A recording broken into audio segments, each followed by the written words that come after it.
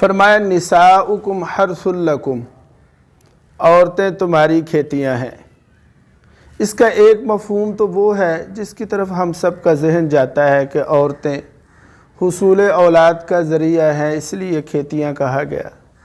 لیکن ایک مفہوم اس کا اور بھی ہے کہ عورتیں تمہاری کھیتیاں ہیں۔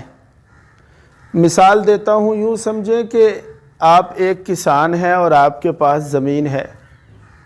آپ اس زمین پر ہل نہیں چلاتے، اپنا مال خرچ نہیں کرتے، وہاں اپنی جان اپنی جوکھوں میں نہیں ڈالتے، اس پر جان مارتے نہیں ہیں، اور اسی طرح جو باہر سے سور اور درندے آتے ہیں ان سے اس کھیتی کو نہیں روکتے، تو چند دنوں کے بعد وہ کھیتی نفع کیا دے گی، بالکل برباد ہو جائے گی۔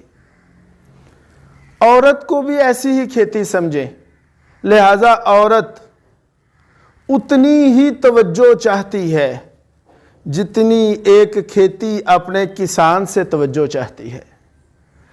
عورت پر اگر توجہ نہیں دیں گے تو جس طرح زمین پر کھیتی نہیں اگے گی، اسی طرح عورت بھی بالکل مرجھا جائے گی، ختم ہو جائے گی۔